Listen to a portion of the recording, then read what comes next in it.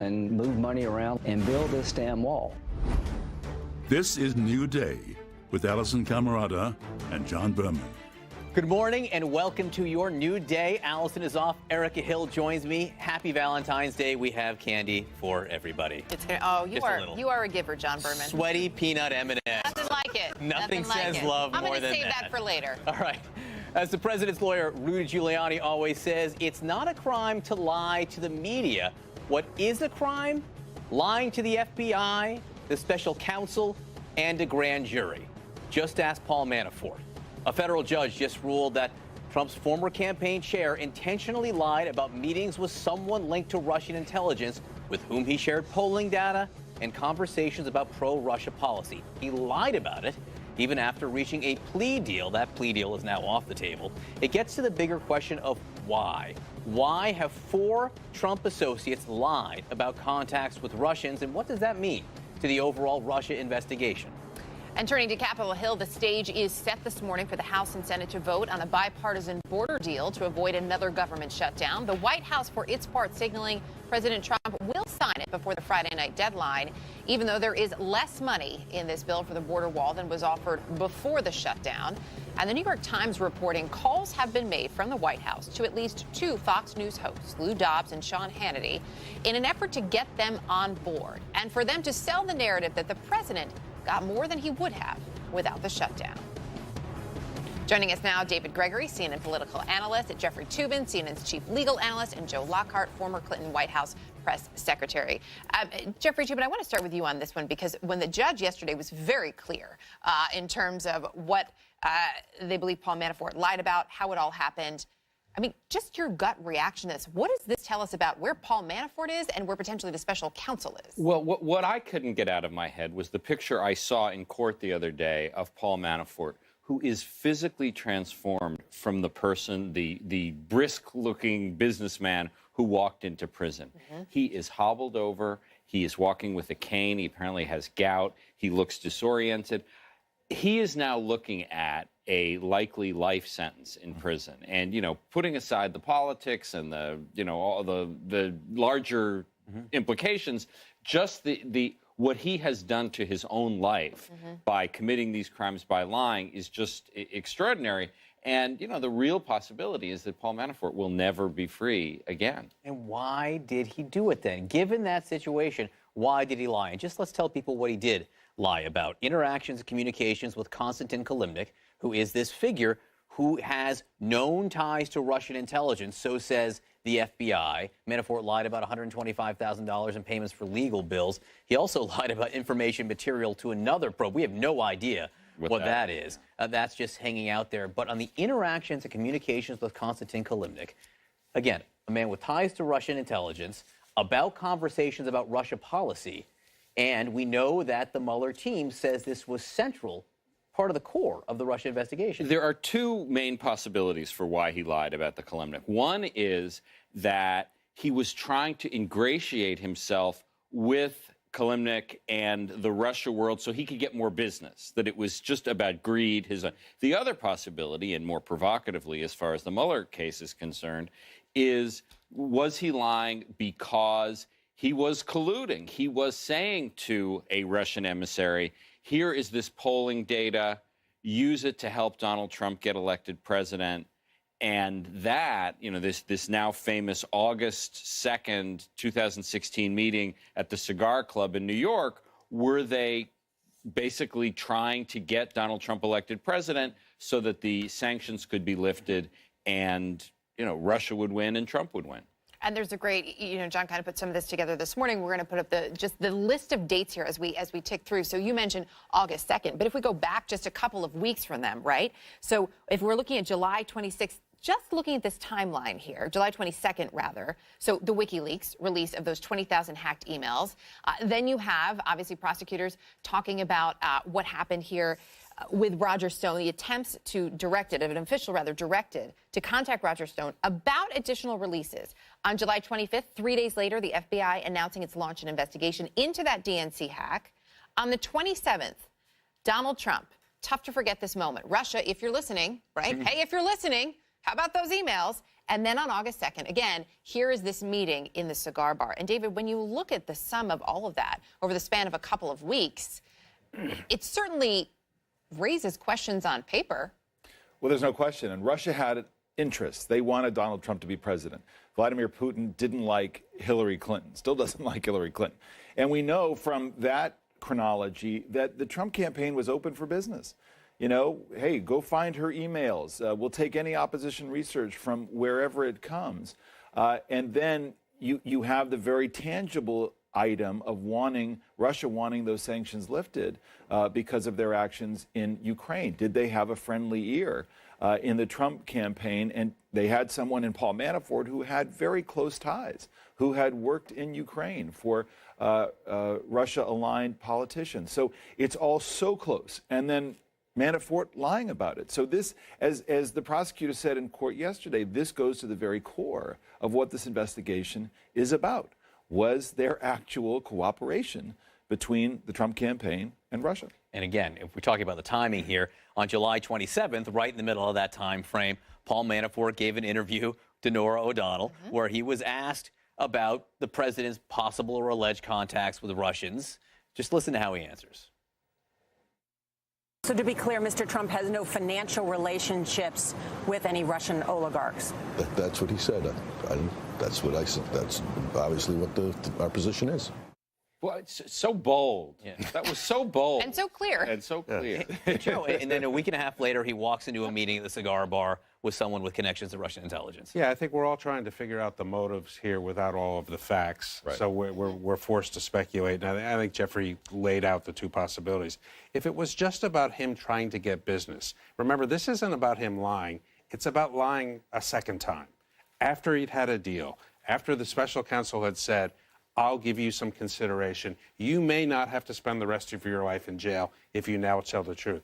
If it was just about enriching himself, why wouldn't he then say, okay, I was trying to get more business. Why wouldn't it be open? So it comes down to, well, why would he lie a second time about this? And it goes to the more provocative theory, which is he's holding something back that implicates the president or maybe the campaign, and he's going to continue to hold that back because ultimately what he wants is a pardon. That's the only way he gets out of jail. And the really interesting part for me is once they went into court, we now know Mueller had to know he was lying because he had to know what he was lying about. Well, and it's worth remembering that also present in that August 2nd meeting was Rick Gates, who was also cooperating with Mueller and presumably, at least based on what we've seen so far, is telling the truth as far as Mueller is concerned. So Gates will at some point give an account of what went on at that cigar bar meeting, and that will help clarify, at least and to the extent we can, what went on there. And it more than likely came from Gates, but what Manafort is so desperate to go in and tell a second round of lies, knowing that without a pardon he'll spend the rest of his life in jail. Mueller knows about it, and he knows the circumstances. He knows why he lied. He knows what he lied about and what the underlying lie was based on. And we're just going to have to wait and see. There's so much we're waiting to find out, but what we do know is that Paul Manafort is not the only one who lied. Right? He's not the only one who lied about contacts or connections with the Russians. We have Michael Flynn, Michael Cohen, George Papadopoulos. That alone, Jeff, you look at, and it raises the question of why so many people, so many Trump aides, felt the need to lie about their Russian contacts. And that's not all. Roger Stone is accused, hasn't been convicted. Right. Jared Kushner had to revise his statements about Russia. Jeff Sessions, who was on the campaign, later the Attorney General, he had to revise his statements about Russia. So it's just extraordinary, the number of people who lied, withheld information about this one subject. The one reason people lie is that they knew they were doing something wrong, so they lie about it. I do want to read, the Washington Post has done reporting, even before the judge ruled that Manafort lied about this.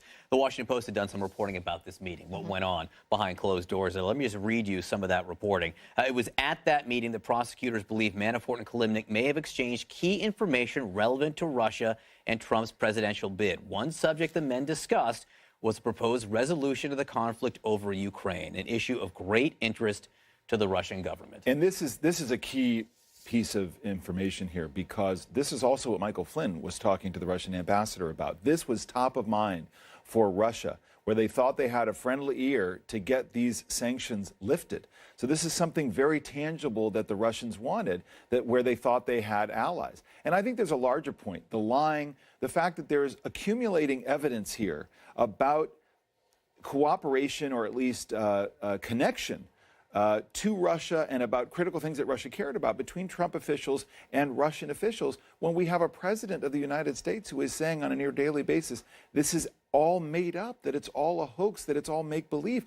That's impossible to believe. There's circumstantial evidence that puts all of these people together on the very subject that is core to this question. Was there interference, and was there cooperation? And this was also this period's June, July, August, when the Republican National Committee platform changed. Yes. In a more pro-Russian direction. So, it's just not one piece of evidence. All the dots point in the direction of some sort of agreement between the Trump campaign and pro-Russian interests. Is any of that illegal? Certainly not changing the platform, but what... It's hard to know, right? It's hard to know. It's hard to know. Well, but if you have an agreement with a foreign power during a campaign to lift sanctions, I mean, that's not actually a violation of, I mean, it's not like Iran-Contra. It's not funneling money to support the Contras. But, I mean, it certainly would be distasteful, right, to see that you had that level of cooperation, with a campaign on that issue. Right. And it is worth noting the evolution of the Trump position on all of these contacts. First of all, the position was there were no contacts. Right. Well, then there was no collusion. Now it's, well, there was no collusion by Donald Trump himself. And that has not been proven yet, that there has been no proof of collusion by Donald Trump itself. But that's a considerable evolution of the position of, Trump's defenders over the years. But if you look at so many people lying about the same subject, Russia, that strongly implies that this was an organized effort. Right. You did not have 7 people randomly just happening to have these conversations with Russia. And if it is an organized effort, that then raises the possibility that the campaign was organized around this. It was part of the campaign, right. And the president's the head of that campaign. Right. Now, could he have been ignorant of all of this? Perhaps, but we have so many cases and incidents now where during the campaign he said pro-Russia things. Right. He said, please hack the emails, and then as he became president.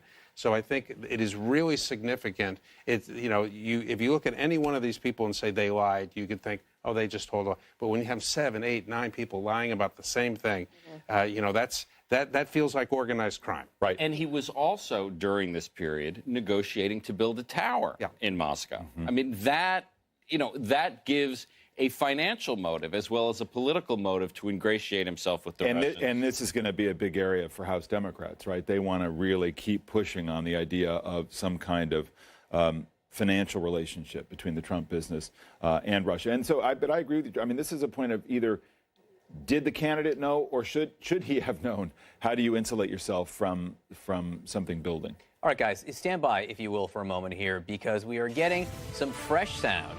Former Deputy FBI Director Andy McCabe is speaking for the first time. I don't think I've ever heard his voice since he was fired from the FBI, essentially. And he is now explaining why he was involved with launching this counterintelligence investigation into the president that we now have learned from the New York Times happened. He just talked to CBS moments ago. Let's listen to what McCabe said. Fired. I was speaking to the man who had just run for the presidency and won the election for the presidency.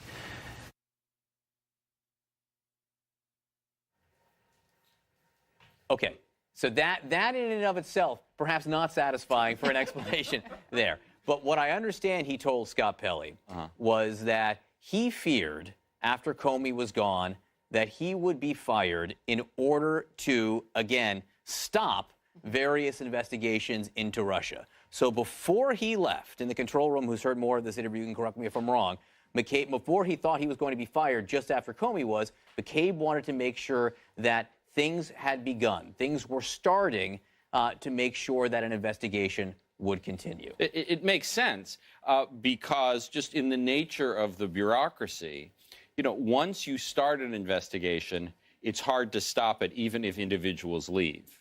And that is the response of a serious investigator, but also someone who knows how the FBI bureaucracy works, by putting something in motion that would outlast him, as in fact it did, because he did get fired and the Russia investigation continued. He said, wanted to put Russia case on solid ground in case I was fired. That case could not be closed or vanished in the night. Wanted to make sure our case was on solid ground.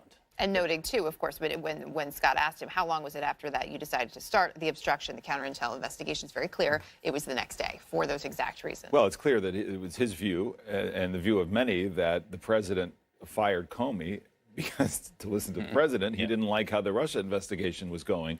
So McCabe obviously had to worry about the future of that investigation. And we know from the excerpts of the book that I think The Guardian had that he was very clear that Rosenstein was forced to write the memo. He didn't want to write the memo, but he did it because he was ordered by the president. I mean, all of this does have echoes of Watergate when, on the Saturday Night Massacre, the people who were doing the investigation realized, wait, they may take all this evidence, and they took it with them, and they took it out of the offices so that it could be preserved.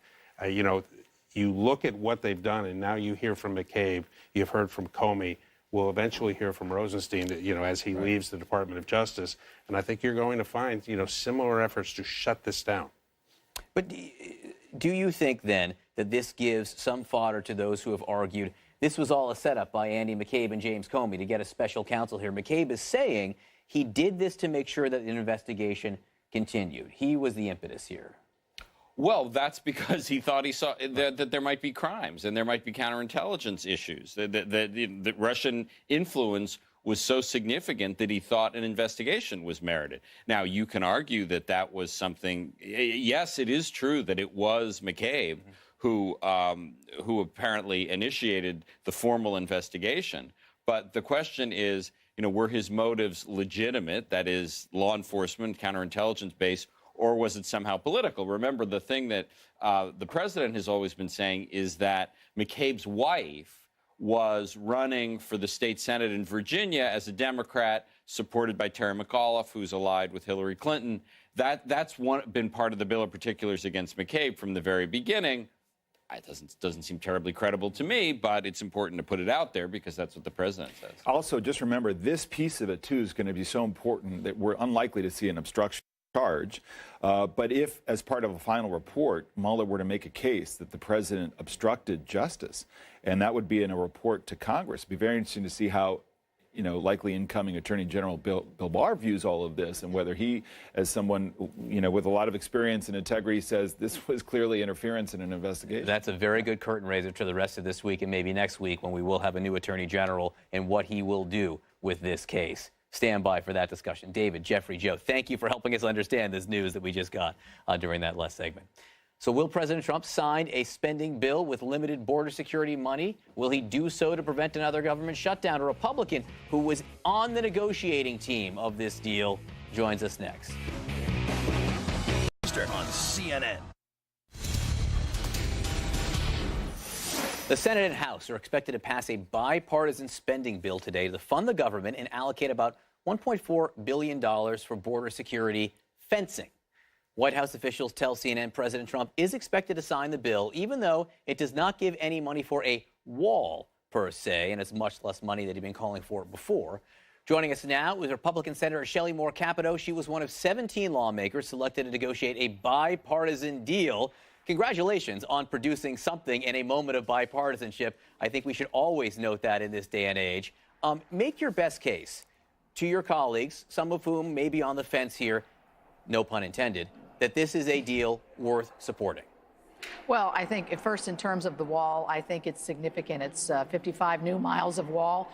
It's the most new miles of wall that the Border Patrol has ever gotten in any kind of appropriations. It's a great down payment for the president's longer-term plan. But it also has, I think, significant resources for more border agents and also more customs agents, which are important in terms of, securing the border, along with massive increases in technology. So I see it as a three-legged stool. I think it definitely provides the border security. And I think that we should move forward with this because it puts us on a track for significant improvements. Now, you keep calling it a wall. In fact, the legislation itself here specifically says it can't be a concrete wall, or I believe the steel slats the president was calling for, but it can be fencing. Does that matter? I would like to correct there. I do believe it can be the steel slats that the president talks about, because that is actually the design that's preferred by the CBP. We've been making the argument all along that we need to let the professionals tell us what the design is better. So in my view, it's semantics on fencing wall. It's a preventive barrier, and that's the significant issue here. So this is where we are, about $1.4 billion. There was about $1.6 billion on the table for border security in December, and then the president decided to move toward the government shutdown for 35 days. Republican Congressman Chris Stewart of Utah had this to say about the impact of the shutdown. Listen. In hindsight, it didn't help us. You just have to ignore reality to say anything different. It didn't help us. The deal we ended up with now is worse than we had before the shutdown. It didn't help us. The deal that we have is worse than the one before the shutdown. Your response? Well, I would make the case in any whoever the president is, in any environment, a government shutdown is never going to help. It hurts people. It erodes the faith and trust of our constituents and our ability to get our job done and for the president to lead. So maybe burned once here badly, I believe, led us to, I think, a very good compromise that, again, gives the president the ability to move forward with the plan that the professionals have told us they want and need at the border. So the president has made the case that he will find additional money from somewhere. Do you know where he's speaking of? Well, I think, from all reports, I think what he's looking at is some money within the Department of Defense that deals with the ability to create fencing to slow the flow of narcotics. We know that narcotics are coming across the border. I'm from West Virginia. The flow of fentanyl and heroin is very, very harmful to our region and certainly our entire country. I think that is one of the things he's looking at. I think also I don't know if he's going to try to make the case that there are other national security issues involved here. I think we'll have to let him make those decisions as we move forward. Just one point, and I know you know this because I've heard you speak about this. Most of the drugs come through the legal ports of entry, not something that would necessarily be affected for the wall. I will say there is much more money for the legal ports of entry and maybe new technology that would prevent the drugs coming in through those legal ports of entry. So I know there are people on both sides of the aisle who think that is a positive. In terms of the possibility of declaring a national emergency, maybe the president can get more money without doing so. If, though, he declared an emergency, is that something you would support? Well, I think he needs to tread lightly here. I think he's gotten a fair amount of pushback here on Capitol Hill about the precedent that would be set if he were to declare a national emergency. Not so much in the way he would frame it in terms of our national security here with the immigration issue. However, what could be, characterized as a national emergency in the future. I mean, I put myself in that category, but I do put myself in the category of realizing that we have an ever-growing problem here that we need to get a handle on. And I would say in terms of the drugs, they just had a drug bust away from the port of entry of over 800 pounds of heroin. That's pretty significant. It is. It's a huge bust. Again, that was at a legal port of entry. And I think the bust was not that one. We're not talking about the one the president was talking about the other day? Okay. Yeah. But again, as I was saying before, most of the drugs do come through the legal ports of entry. The House voted. The House voted yesterday to end support for the Saudi and U.S. support for the Saudi war in Yemen. This is a vote that will likely come before the Senate and soon. How will you vote on that? Well, we had a similar vote in December in the Senate, and I believe that, I voted against it. I think that we need to give respect and due diligence to our military to make those decisions. I believe that we have that the military has shrunk the presence of their, from the refueling, they're no longer refueling, et cetera. I do believe that there's a humanitarian crisis going on here in Yemen, and I think that we need to be as diligent as we are all around the world to try to disrupt the massive loss of life that's occurring there. Senator Capito from West Virginia, thank you for being with us. Thanks for the work that you did behind closed doors here. I know that working out a bipartisan deal in this environment isn't the easiest thing, but you guys produced something that both chambers will vote on today. Appreciate it. I'm very pleased with it. Thank you. Thanks, Senator. Erica? Democrats on the House Judiciary Committee raising eyebrows with some of their new hires. The case two lawyers made in writing before arriving on Capitol Hill. This is CNN Breaking News. Deputy Director Andrew McCabe has just broken his silence about why he ordered an investigation into President Trump. Here is what he told CBS's Scott Pelley.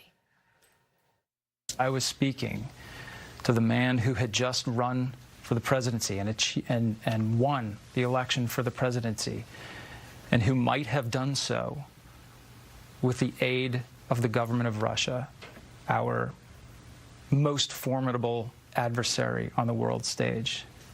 And that was something that troubled me greatly.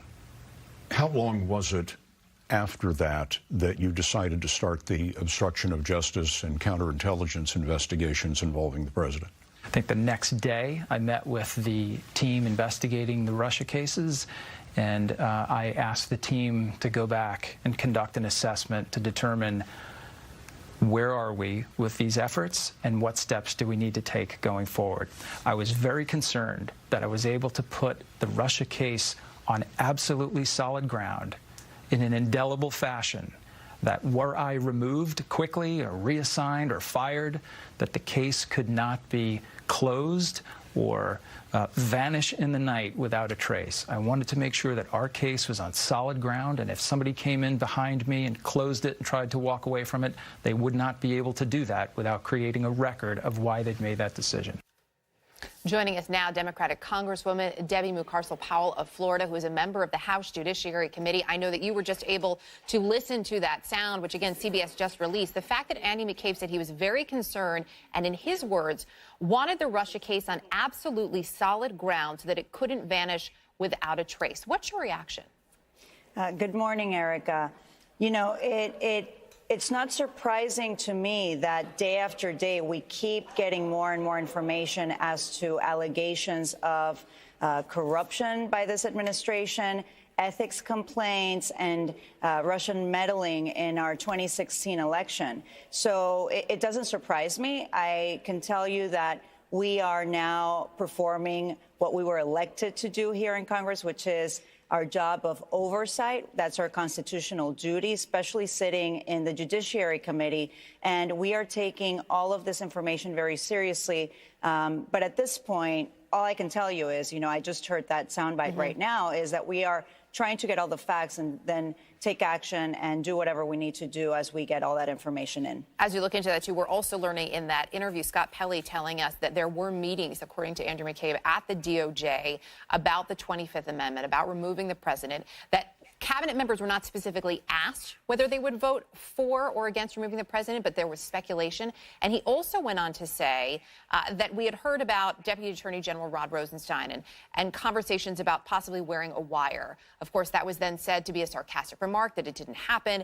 McCabe saying to Pelley in the interview that it came up more than once, and it was so serious that he took it to lawyers at the FBI at the time to discuss it.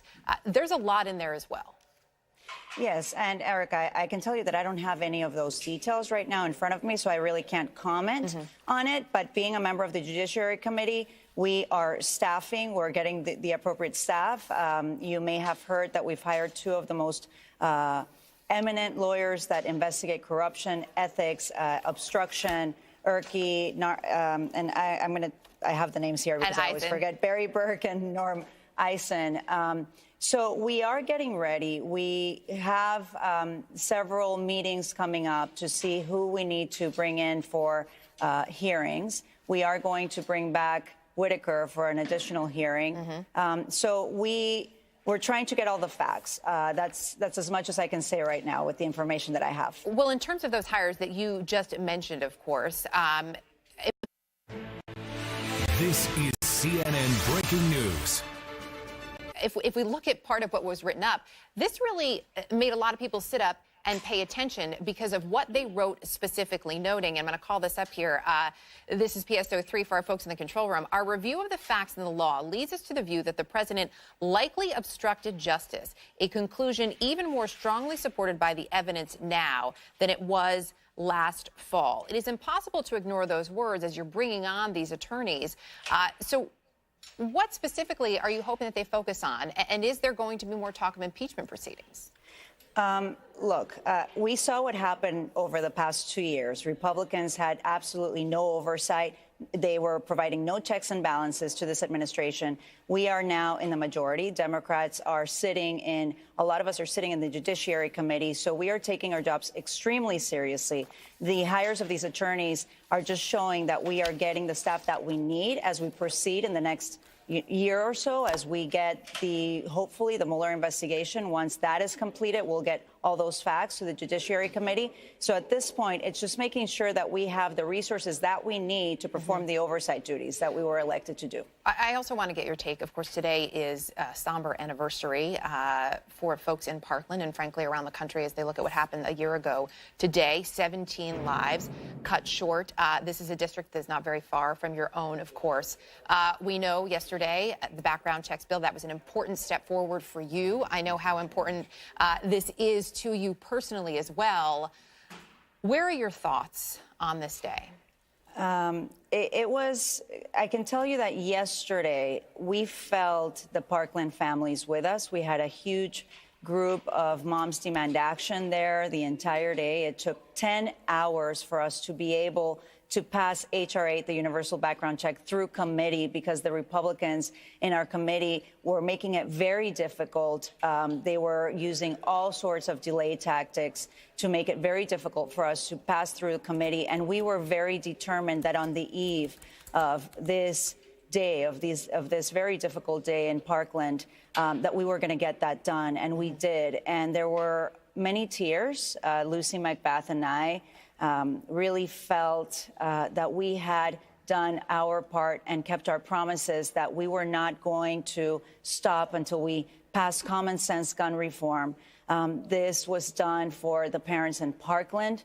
This was done for Patricia and Manny Oliver, for Fred Gutenberg, for all the parents that today are going through a very, very difficult day. And we cannot forget, because the lives of the kids that were in that school, the parents, they're never going to be the same. And people like me and Lucy who have gone through that understand that pain. Our lives change, and it changes forever. And it is now our job, now that we have been elected, to make sure that we listen to these young adults, to the families, and to work to do what we have to do in Congress so that we can avoid any other mass shootings. And I just want to say one thing for all the skeptics. Yes, a universal background check may not avoid every single mass shooting. But if we can save just one life passing this bill, then that is what we are going to do right here in this Congress. Appreciate your time today, Congresswoman. Thank you. Thank you, Erica. John? A mother's pain captured in a heartbreaking letter she wrote to her daughter 1 year after she was killed in the Parkland massacre. She joins us next.